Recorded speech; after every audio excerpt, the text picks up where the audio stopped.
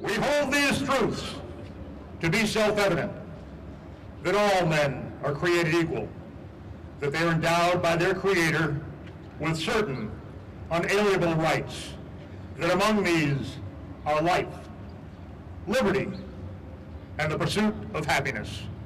Ladies and gentlemen, welcome to Boston as we celebrate the 242nd anniversary of the signing of our Declaration of Independence.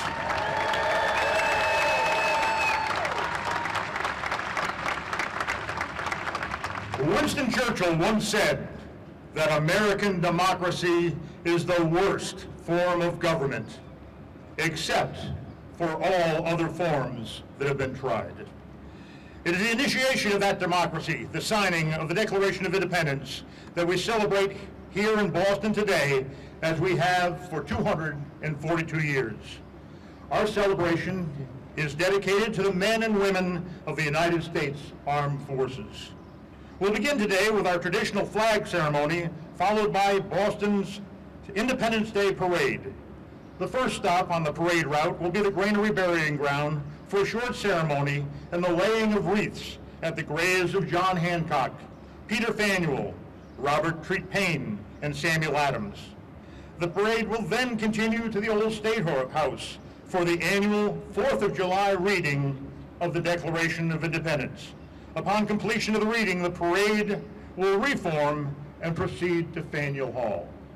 Faneuil Hall was donated to the city of Boston by Peter Faneuil, a wealthy American colonial merchant and philanthropist. It has hosted so many pre-revolutionary meetings that has become known as America's Cradle of Liberty. It's only fitting that we conclude today's program here, as we have every other 4th of July since 1783.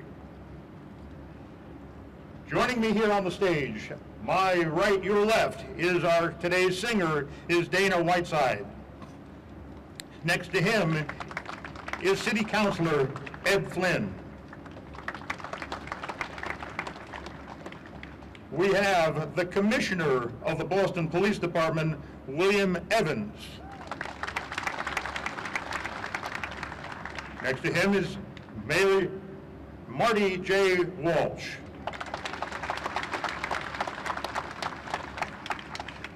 To his left is Chief of Police William Grouse.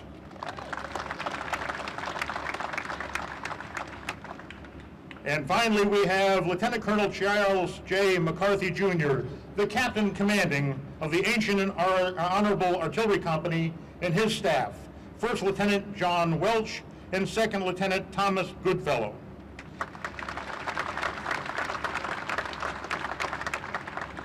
The Ancient and Honorable Artillery Company of Massachusetts holds the distinction of being the oldest chartered military organization in North America and the third oldest chartered military organization in the world.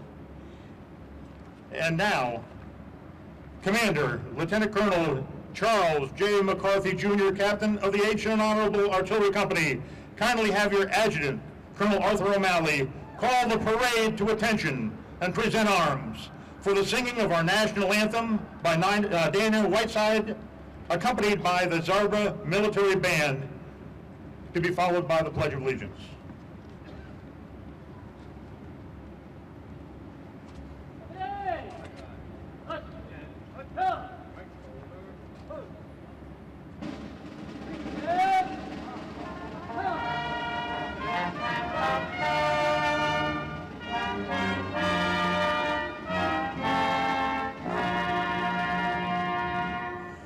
Oh, say, can you see by the dawn's early light what so proudly we hailed at the twilight's last gleaming, whose broad stripes and bright stars through the perilous fight o'er the ramparts we watched were so gallantly streaming, and the rocket red glare the bombs bursting in air gave proof through the night that our flag was still there.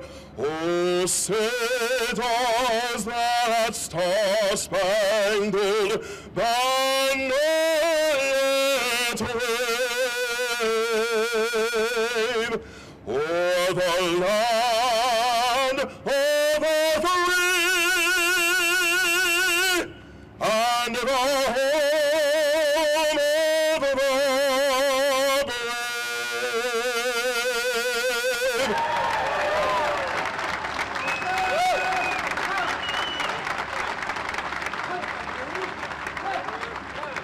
Well done, Dana. Please join me in the Pledge of Allegiance.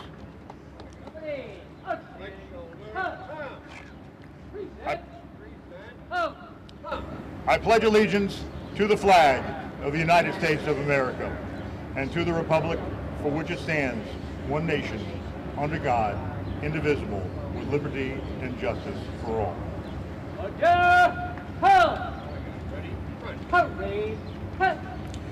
It is now my distinct pleasure to introduce the mayor of the city of Boston, Mayor Martin J. Walsh.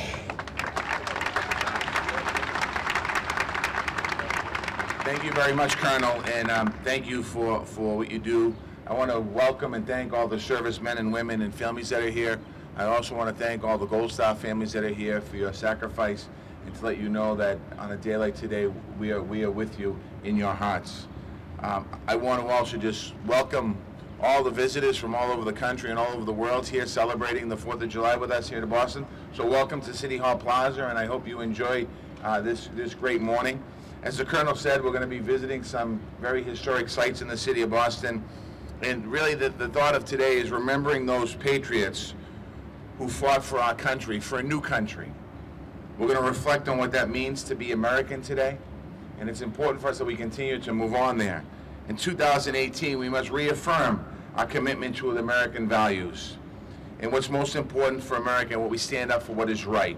So we continue to defend civil rights, welcome immigrants, and believe in the American promise. And I want to thank you all for being here today.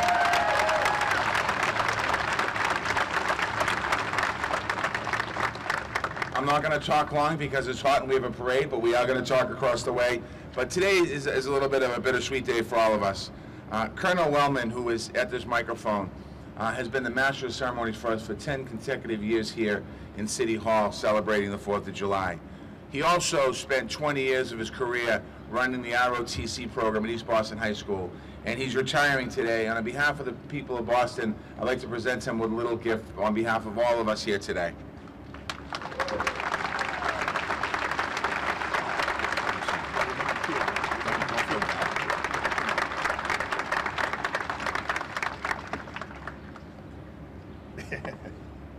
Didn't see that coming. And now, thank you, Mr. Mayor. And now the Zarba Military Band, under the direction of Mr. Frank Zarba, will play Stars and Stripes Forever.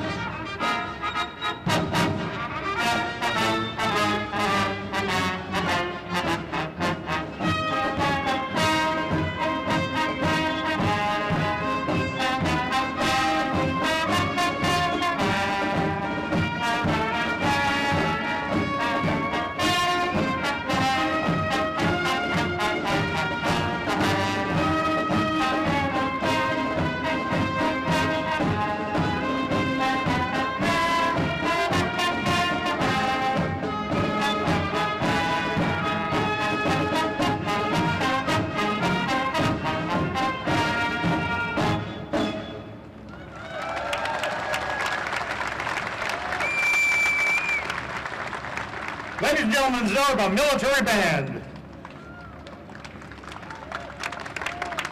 Oh, come on, you can give it up for them. The 4th of July. Ladies and gentlemen, this concludes today's flag ceremony. Lieutenant Colonel Charles McCarthy, Jr., please have your adjutant, Colonel Arthur O'Malley, form the parade. Participating in today's parade are the Boston Police Special Operations Division, elected officials from the city of Boston, the state, and military officials, the Zarba Military Band, the Ancient and Honorable Artillery Company under the command of Lieutenant Colonel Charles J. McCarthy, Jr., Captain Commanding, the Middlesex County Volunteer Fife and Drum Corps, the Billerica Colonial Middlemen Company, and the Wilmington Minuteman Company.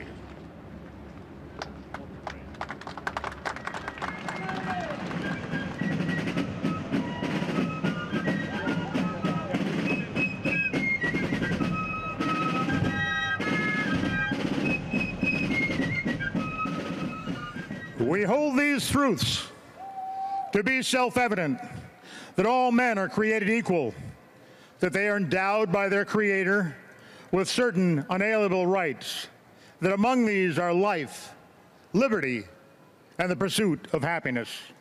Ladies and gentlemen, welcome to Boston as we celebrate the 242nd anniversary of the signing of the Declaration of Independence.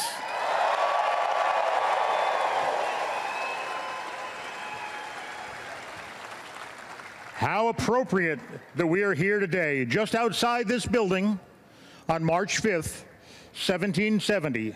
5 men were among the first casualties for the Battle of Independence in what would later be known as the Boston Massacre. From 1771 through 1782, a patriotic oration had been given from this very balcony. On July 18th, 1776, the Declaration of Independence was first proclaimed to the citizens of Boston from this very spot. As in revolutionary times, I ask our trumpeter to sound assembly.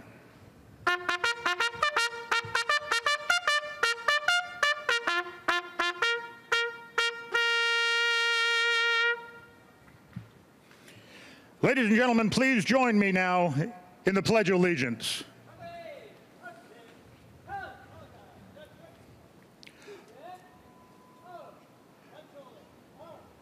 I pledge allegiance to the flag of the United States of America and to the republic for which it stands, one nation, under God, indivisible, with liberty and justice for all.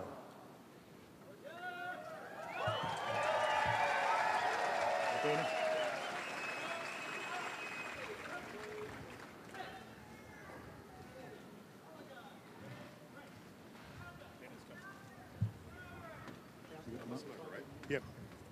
You coming out?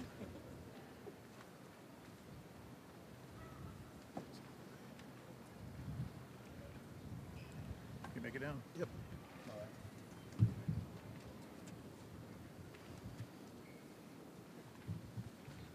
All right. So, at this time, we call upon vocalist Dana Whiteside to sing "God Bless America."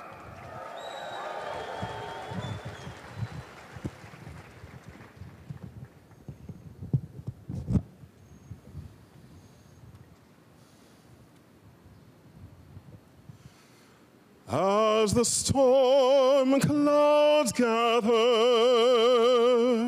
far across the sea, let us pledge allegiance to a land that's free. Let us all be grateful for a land so fair, as we raise our voices in a solemn prayer. God bless America, land that I love. stand beside her and guide her through the night with the light from above. From the mountains to the prairies, to the oceans white with foam. God bless America, my home, sweet home. God bless America, land that I love. Stand beside her and guide her through the night with a light from above. From the mountains to the prairies, to the oceans white with foam. God bless America, my home, sweet home. God bless America, my home, sweet home.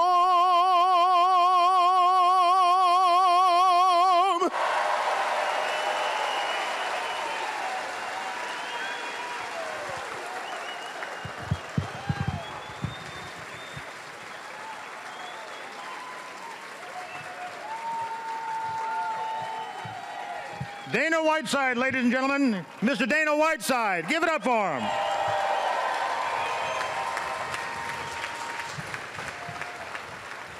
And now, Commander Lieutenant Colonel Charles J. McCarthy, Jr., Captain Commanding of the Ancient Honorable Artillery Company, accompanied by his staff, First Lieutenant John Welsh and Second Lieutenant Thomas Goodfellow, will read the Declaration of Independence.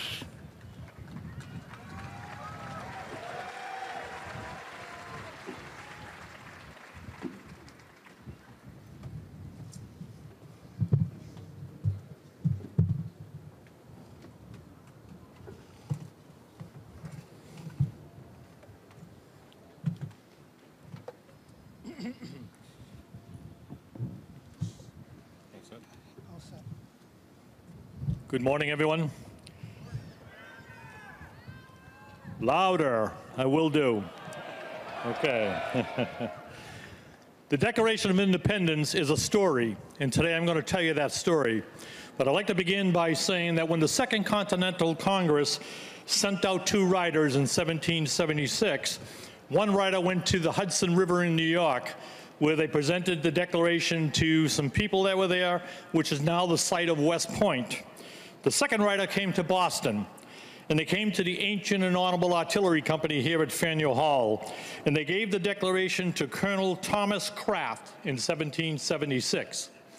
Every year since then, the Captain Commanding of the Ancient and Honorable Artillery Company, the oldest military organization in the Western Hemisphere and the 3rd oldest in the world, has read the Declaration from this balcony. Now, when the first colonel read the Declaration, he had his lieutenants with him.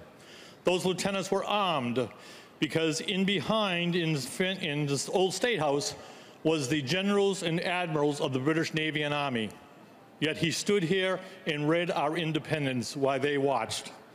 So today I hope I do as good as he has, and here is the Declaration of Independence. When in the course of human events it becomes necessary for one people to dissolve the political bands which have connected them with another, and to assume the powers of the earth, the separate and equal station in which the laws of nature and of nature's God entitle them, a decent respect to the opinions of mankind, require that they should declare the causes which impel them to the separation. We hold these truths to be self-evident, that all men are created equal, that they are endowed by their Creator with certain unalienable rights, that among these are life, liberty, and the pursuit of happiness, That to secure these rights, governments are instituted among men, deriving their just powers from the consent of the governed, that whenever any form of government becomes destructive of these ends, it is the right of the people to alter or to abolish it and to institute new government, laying its foundation on such principles and organizing its powers in such form as to them shall seem most likely to affect their safety and happiness. Prudence indeed will dictate that governments long established should not be changed for light and transient causes. And accordingly, all experience hath shown that mankind are more disposed to suffer while evils are sufferable than to right themselves by abolishing the forms to which they are accustomed.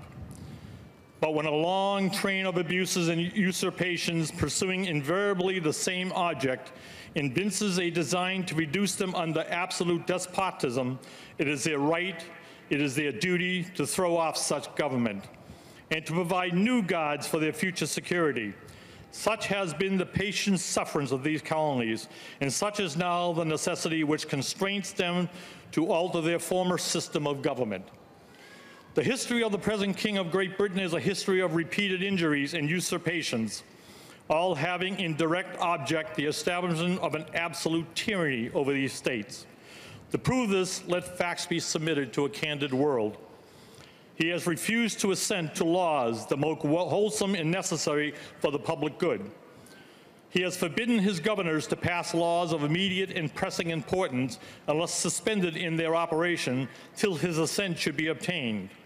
And when so suspended, he has utterly neglected to attend to them.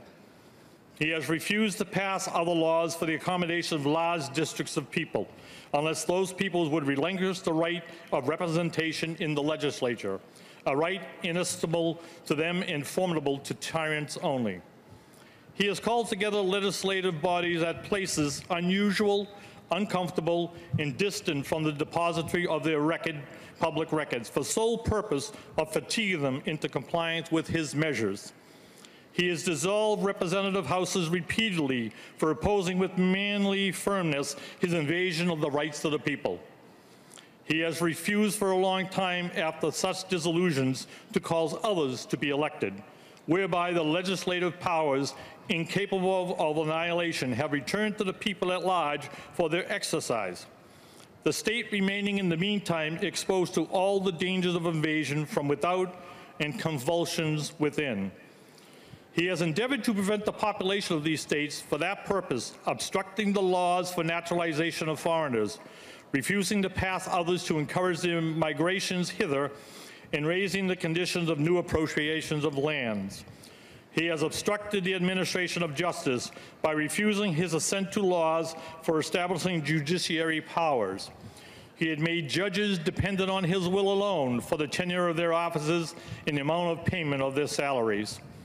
He has erected a multitude of new offices and sent hither swarms of officers to harass our people and eat out their substance. He has kept among us in times of peace standing armies without the consent of our legislators. He has affected to render the military independent of and superior to the civil power. He has combined with others to subject us to a jurisdiction foreign to our Constitution and unacknowledged by our laws, giving his assent to their acts of pretended legislation, for quartering large bodies of armed troops among us, for protecting them by a mock trial from punishment for any murders which they should commit on the inhabitants of these states, for cutting off trade with all parts of the world, for imposing taxes on us without our consent, for depriving us, in many cases, the benefits of trial by jury, for transporting us beyond seas to be tried for pretended offenses, for abolishing the free system of English law in a neighboring province, establishing therein an arbitrary government and enlarging its boundaries so as to render it at once an example and fit instrument for introducing the same absolute rule into these colonies, for taking away our charters, abolishing our most valuable laws, and altering fundamentally the forms of our governments, for suspending our own legislators and declaring themselves invested with power to legislate for us in all cases whatsoever. He has abdicated government here by declaring us out of his protection and waging war against us. He has plundered our seas, ravaged our coast, burnt our towns, and destroyed the lives of our people. He is at this time transporting large armies of foreign mercenaries to complete the works of death, desolation, and tyranny already begun with circumstances of cruelty and perfidy, scarcely paralleled in the most barbarous ages and totally unworthy of the head of a civilized nation. He has constrained our fellow citizens taken captive on high seas to bear arms against their country, to become the executioners of their friends and brethren, or to fall themselves by their hands. He has excited domestic insurrections among us and has endeavored to bring on the inhabitants of our frontiers the merciless Indian savages whose known rule of warfare is an undistinguished destruction of all ages, sexes, and conditions. In every stage of these oppressions, we have petitioned for redress in the most humble terms. Our repeated petitions have been answered only by repeated injury. A prince whose character is thus marked by every act which may define a tyrant is unfit to be the ruler of free people. Nor have we been wanting in attention to our British brethren. We have warned them from time to time of attempts by their legislature to extend an unwarrantable jurisdiction over us. We have reminded them of the circumstances of our immigration and settlements here. We have appealed to their native justice and magnanimity, and we have conjured them by the ties of our common kindred to disavow these usurpations, which would invariably interrupt our connections and correspondence. They too have been deaf to the voices of justice and of consanguinity. We must therefore acquiesce in the necessity which denounces our separation and hold them as we hold the rest of the mankind, enemies in war, in peace, friends. We, therefore, the representatives of the United States of America in General Congress assembled, appealing to the Supreme Judge of the world for the rectitude of our intentions, do in the name and by authority of the good people of these colonies solemnly publish and declare that these united colonies are and of right ought to be free and independent states.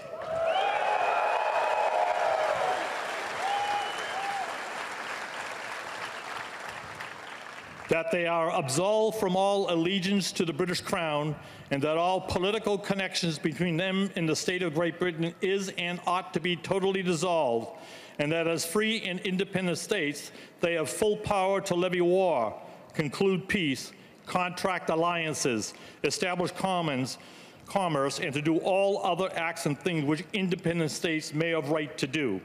And for the support of this declaration, with a firm reliance on the protection of divine providence, we mutually pledge to each other our lives, our fortunes, and our sacred honor.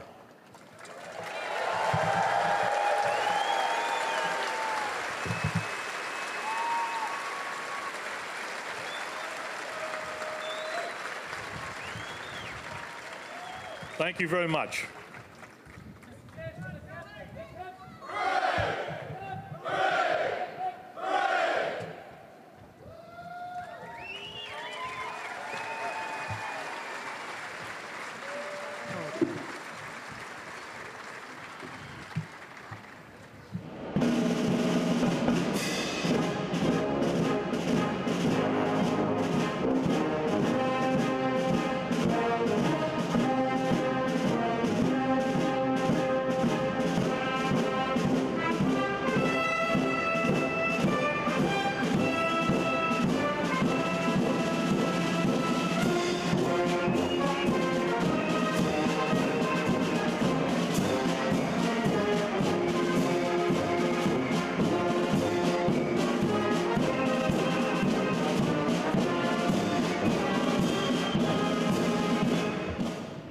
Ladies and gentlemen, welcome to historic Faneuil Hall. Faneuil Hall was donated to Boston by Peter Faneuil, a wealthy American colonial merchant and philanthropist. It has hosted so many pre-revolutionary meetings that it has become known as America's Cradle of Liberty. It's only fitting that we conclude today's program here, as we have every other 4th of July since 1783, for 235 years to be exact.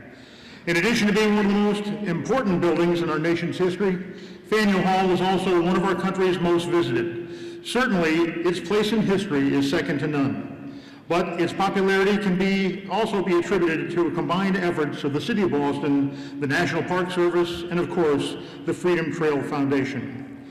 Joining me on stage, my right, your left, is our Chief of Police, Chief William Grouse.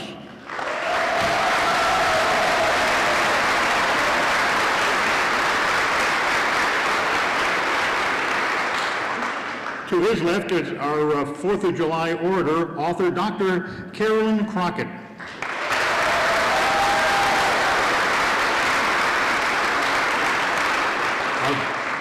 Our very own mayor, Mayor Martin J. Walsh.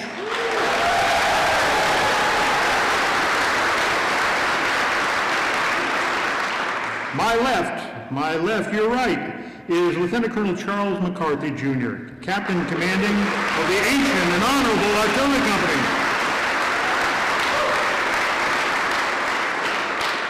And last but not least, our vocalist, Dana Whiteside. Ladies and gentlemen.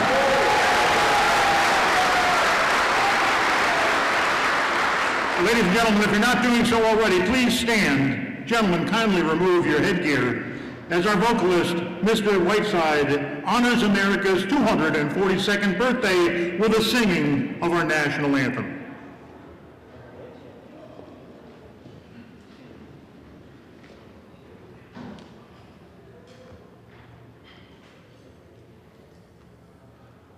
Oh, say, can you see by the dawn's early light what so proudly we hailed at the twilight's last gleaming, whose broad stripes and bright stars through the perilous fights o'er the ramparts we watched were so gallantly streaming, and the rockets red glare, the bombs bursting in air, gave proof through the night that our flag was still there. Oh, say does that star-spangled banner yet wave o'er the land of the free and the home of the brave.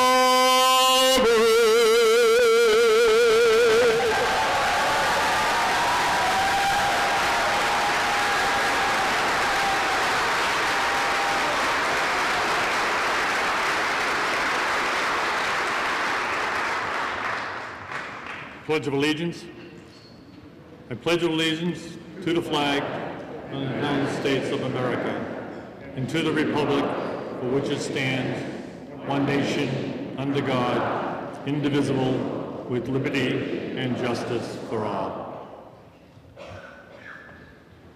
Please take your seats.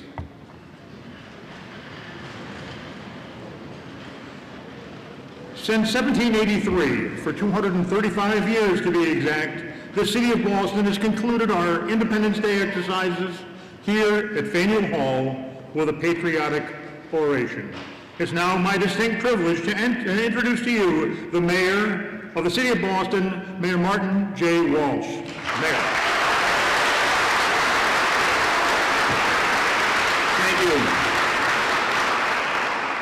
Thank you, Colonel Wellman. To the veteran service members, all military families here, thank you very much for your service to our country. Charles McCarthy and the Ancient and Honorable Artillery Company, thank you as well. Welcome everyone to historic Faneuil Hall, and happy 4th of July. As was said, 242 years ago today, the Declaration of Independence was signed and sealed. Its signatures included two future presidents, Thomas Jefferson of Virginia and John Adams of Massachusetts. It also had two Boston natives named John Hancock and Samuel Adams, whose statues stand outside this hall. They were leaders in the Sons of Liberty movement that resisted tyranny and won a new nation. This was a revolution started by ordinary men and women in Boston streets, in their homes, in meeting halls, including Faneuil Hall. It's why we call it the Cradle of Liberty. And it didn't stop there. This is the hall where the movement to abolish slavery had a home. This is the hall where we swear in new citizens in the heart of our city that's right now 28% of our residents are foreign born. So our streets,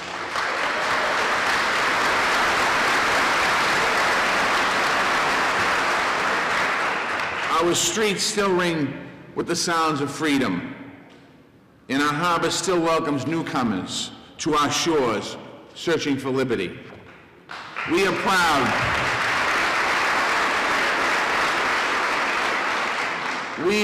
of Boston's role in the founding of our nation, and we're even more proud of the upholding the principles of our nation was founded on. In the Declaration, they said, "We hold these truths to be self-evident, that all men are created equal, that they are endowed by their Creator with certain unalienable rights, that among these are life, liberty, and the pursuit of happiness." Created equal. That means every single person is born with the same rights, and government exists to secure those rights. That's the principle that our nation was founded on. It means that our nation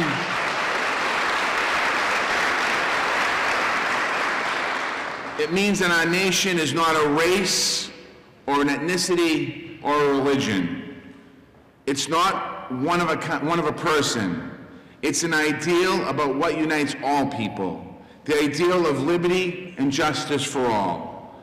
Our country has not always lived up to that idea, but what makes America great is our never-ending pursuit of a more perfect union. It's the fight for civil rights. It's the fight for marriage equality. It's the fight for economic opportunity.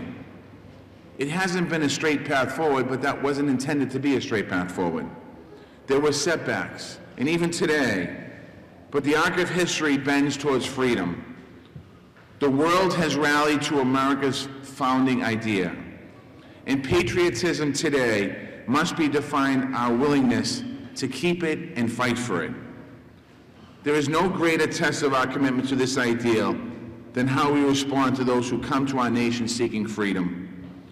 I know this is true because my parents came to this country as immigrants. I am so proud that they were welcomed by this country and they found opportunity. And that's why I am standing here as mayor of the city of Boston. And it's why we have made Boston a national leader in welcoming and advancing immigrant rights.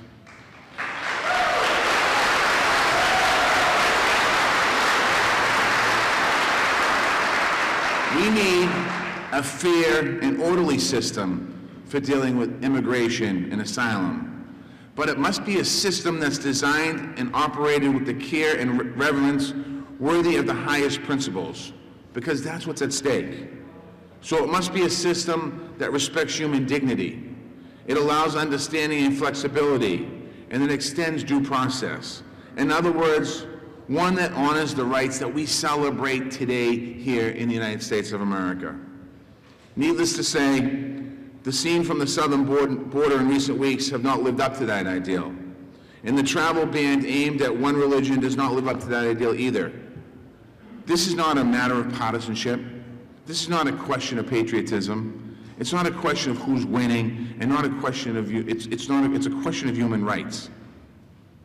The faces of those children from Mexico and Guatemala and Honduras and El Salvador, those are the faces of our founding impulse. The living ideals of America, yearning with every fiber of their being for liberty and the pursuit of happiness. It's our sacred duty to our nation and to our conscience to treat them with the care and respect that they deserve. So this Independence Day, let us resolve to the working together as Americans towards a more humane immigration system and a more perfect union.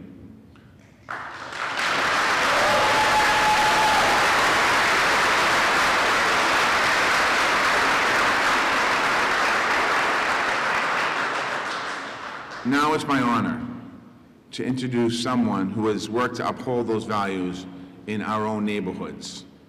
The Independence Day oration is a tradition as old as this republic. From John Quincy Adams in 1793 to Joe Moakley in 1972, from John F. Fitzgerald in 1896 to John F. Kennedy in 1946, from Louise Brandeis in 1915 to Elmer Lewis in 1975. The list of speakers tell a story of our history. Today's speaker absolutely belongs on that list for the impact that she's making in our city. As she is also very special to us in City Hall because she has been our colleague working with us in the Office of Economic Development over the last 4 years. Dr. Carolyn Crockett grew up in Boston in the Uppins Corner and the Codman Square areas of Dorchester. She attended the Boston Public Schools for elementary and middle school and high school, and then she finished up at the Windsor School in the Fenway. She went to Yale, where she earned a bachelor's degree in the Master of Arts in Religion and eventually a PhD in American Studies. Along the way, she picked up a master's degree in geography from the London School of Economics and did her postdoctoral work at MIT. She's an underachiever, as you can hear. She is the founder of My Town, an organization that hires high school students to research their local histories and produce walking tours for public audiences. My Town has created over 3,000 youth jobs. The National Empowerment for the Humanities called it one of the 10 best humanities programs in America. For the last 4 years, she has been the Director of Economic Policy, Research, and Small Business Development in our administration at City Hall. In that role, she has overseen the development of the first citywide small business plan and Boston's first economic and inclusion agenda. Among her many accomplishments, she's worked to strengthen our residency jobs policy, which helps make sure Boston's historic growth is creating more opportunities for our residents, for women and people of color in our city, as you see our cranes. What it comes down to when we talk about building the economy that works for everyone, we talk about making sure the ideal of America is a reality for people who have been shut out. Caitlin is doing that work. Carolyn, is doing that work. It's work that takes her from the highest reaches of academic study to the humblest of neighborhood businesses. Into all of it, she brings warmth, compassion, and good humor. Her work ethic is incredible. She's even found time to publish a groundbreaking book about Boston's history called People Before Highways, Boston's activist urban planning in a new movement for a city making. We are not surprised that MIT came back for her, and she'll start this fall as a lecturer in the Department of Urban Studies and Planning. Certainly, we're going to miss her in the city of Boston, but we know she's going to continue to work to strengthen Boston and America through her work. And we can't wait to hear what she has today. It's my honor to introduce to you the 2018 Independence Day oration by Dr. Carolyn Crockett.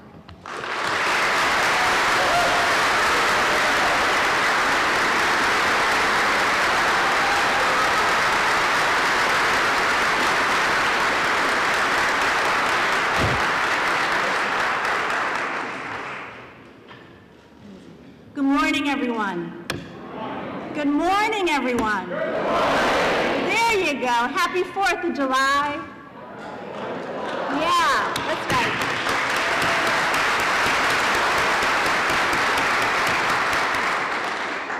Happy Independence Day, America. Happy Independence Day, America. This is where it starts. That's right. Give it up.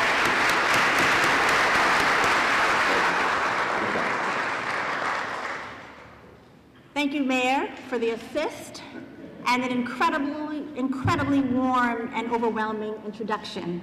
It has been my great honor to serve this mayor and to serve this incredible city. Thank you, Colonel Wellman, for taking such good care of us all day today. Amazing. Thank you, Lieutenant Colonel McCarthy, for all of your leadership and your service to us. Thanks also to Dana Whiteside, whose voice is just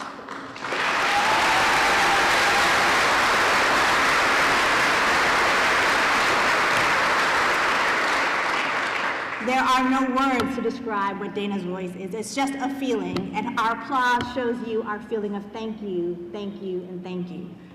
And also giving greetings to Chief Gross, who's joining us on the dais this morning. Always wonderful.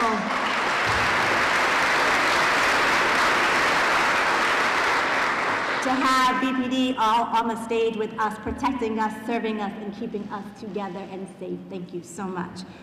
A special greetings to all of our servicemen and women and our military families who are in our midst. Your service is how we can celebrate and stand here today, so we thank you. We can never thank you enough. Thank you, and thank you.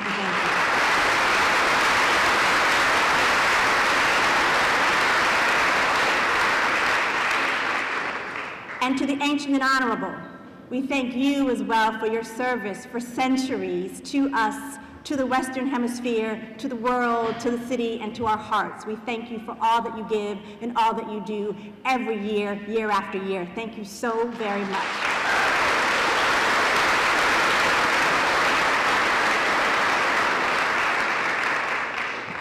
So we are here today to mark the historic road to a new kind of freedom struggle.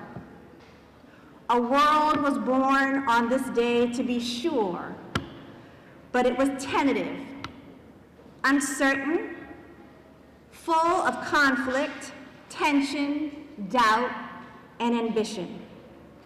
I have been asked to join an inspiring and powerful list of speakers to reflect on the meaning of America's most enduring values on this day, noted as the nation's birthday. I am the 235th speaker for this public Boston tradition. It's a lot of speakers. You can clap. Yeah, that's a lot.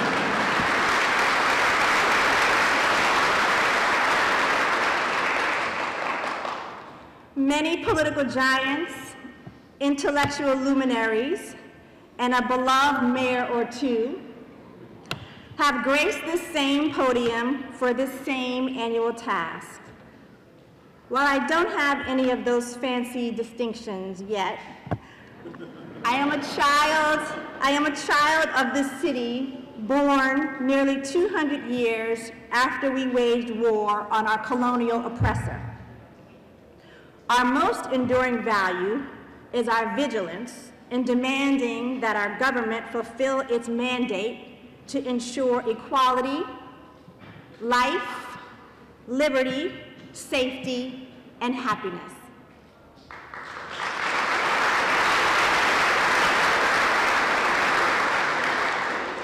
I stand here to reflect on our historic struggle, to define freedom, as well as to remind us that our nation requires our unwavering vigilance now as it did then. The creation of the United States was a fight to the death among sovereign nations of the Iroquois Confederacy, the Wampanoag, the Cherokee, the Creek, the French, the Spanish, the Dutch, and the British, to name a few. The results of these fights are well documented.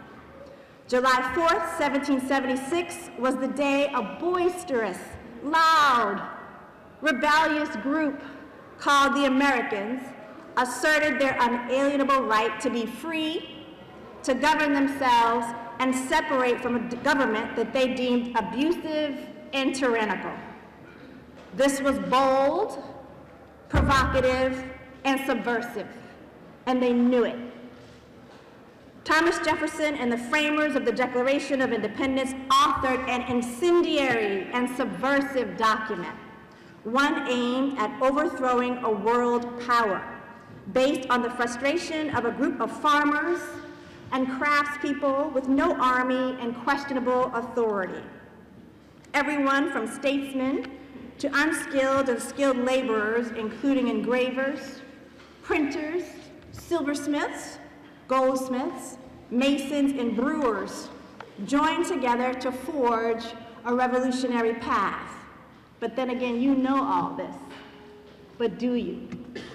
As much as the July 4th holiday is about a revolution's birth, it is also a day of reckoning for the dead. Walking the granary burial ground yesterday in preparation for today, I thought about all of the statesmen, women, children, and laborers buried there. And I wondered, have we done our part? Are we in fact living up to their hopes, their wishes, and the sacrifices by which so many defined and in some cases gave their lives? I wonder if our ancestors time traveled to us today, would they recognize this place? And would they recognize our values and ideals as the ones that they had birthed? My great-great-great-grandfather, Yancey Young, worked as a blacksmith and was a slave and a self-taught preacher in Young's Township, South Carolina. This day does not commemorate a day of freedom for him, his parents, or the estimated 500,000 African slaves living in the 13 colonies. The road to emancipation of America's slaves was made longer and harder by the Declaration of Independence's failure to address the moral contradiction of slavery in a free nation. An earlier and abandoned draft of the Declaration assailed King George for violating the, quote, sacred right of life and liberty in the persons of a distant people who never offended him. Here, slavery is described as a cruel war against human nature. This version of the Declaration of Independence was rejected by slaveholders who resolved to remove all references to slavery from the document's final draft. This omission came with a great price. Walking the winding path of the granary burial ground again this morning with many of you, I asked myself if again our ancestors might in fact have something to say about the current state of our political affairs. Or in fact, if they might have something to say about our continued omissions or even our continued attempts to be a free and just nation. If I were to read parts of the Declaration of Independence right now, my hope is that this might convince us anew why our vigilance of uncontrolled authority must remain unwavering. Many of us were just outside of the balcony at the old State House and heard these wonderful words read to us, and I'll share a few now.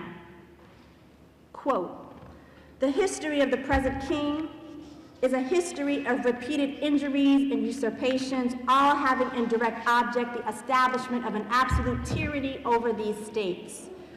To prove this, let facts be submitted to a candid world. He has refused to assent to laws, the most wholesome and necessary for the public good. He has forbidden the governors to pass laws of immediate and pressing importance.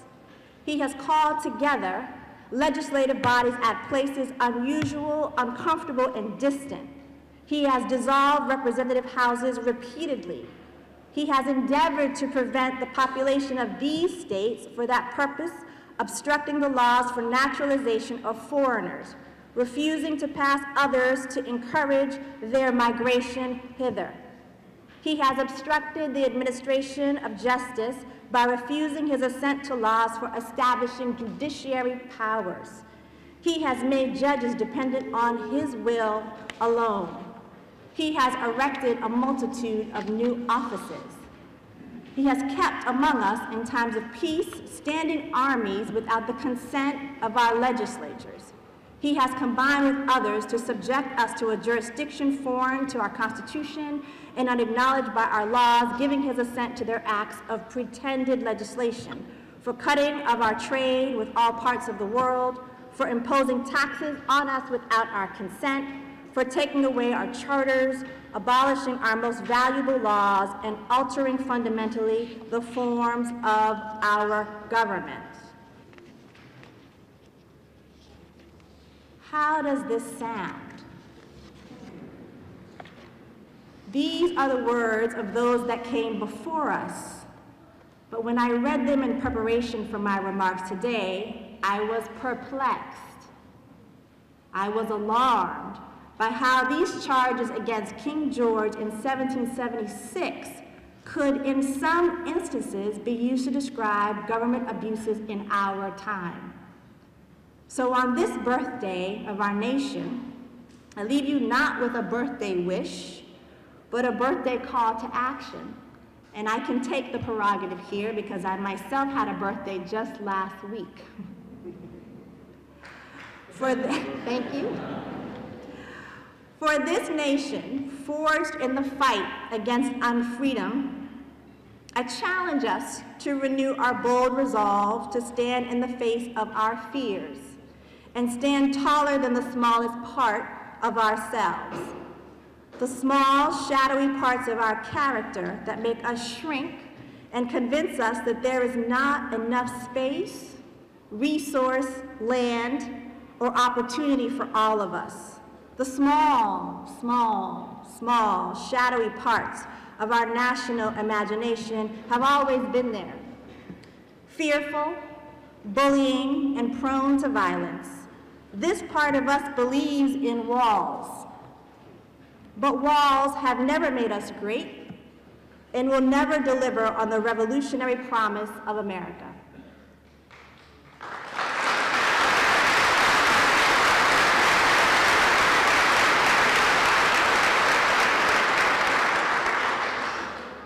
As Frederick Douglass tells us in his famed oration, "What to the Slave is the 4th of July?" he writes, "The signers of the Declaration of Independence were peacemen, but they did not shrink,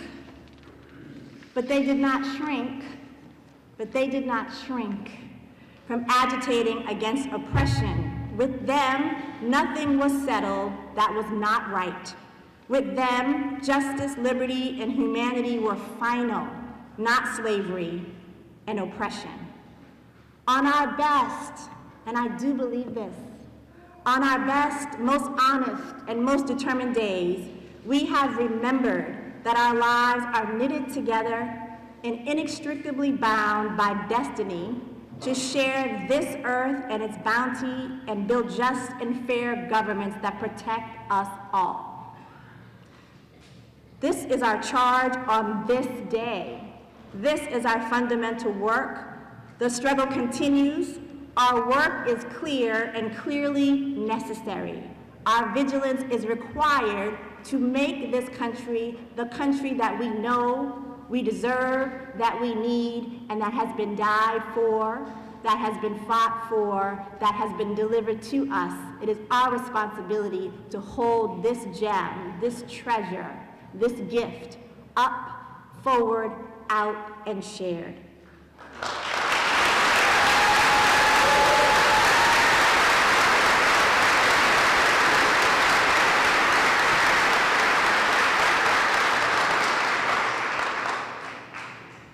So to all of us in this room, I say happy birthday, go forward, go forth, be strong, be encouraged, huzzah, huzzah, huzzah.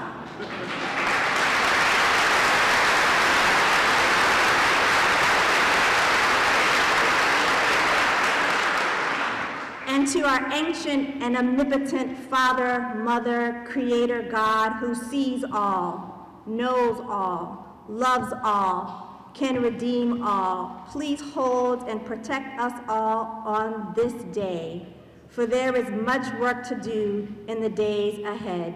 Ashe and amen. Thank you.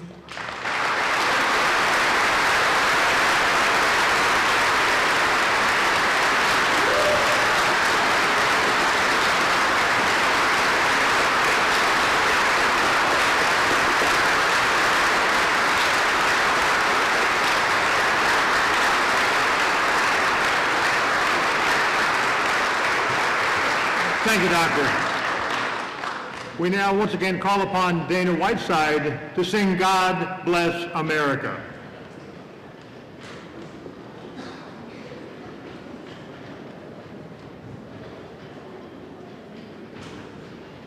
As the storm clouds gather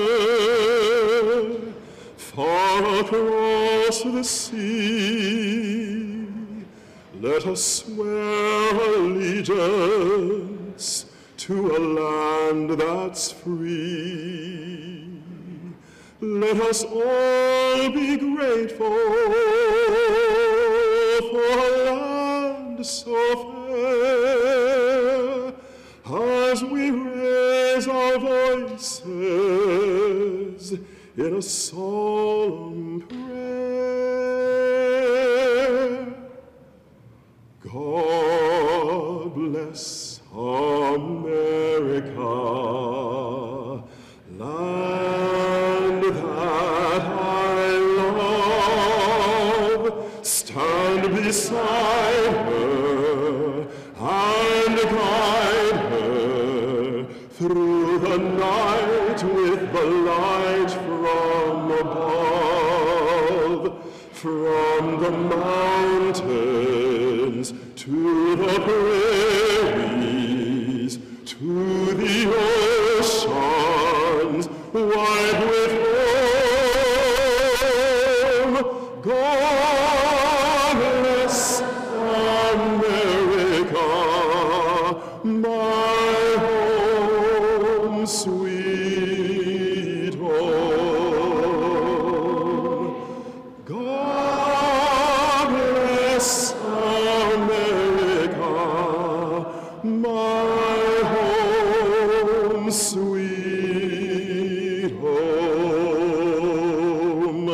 God bless America, land that I love. Stand beside her and guide her through the night with the light from above, from the mountains to the prairies, to the oceans wide with foam. God bless America, my home, sweet home. God bless America, my home, sweet home.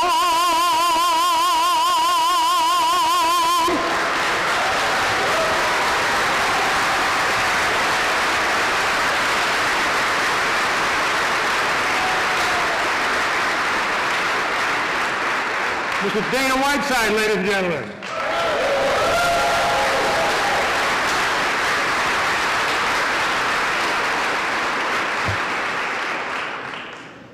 And now, the Zarba Shea Band, under the direction of Mr. Frank Zarba, will play Stars and Stripes Forever.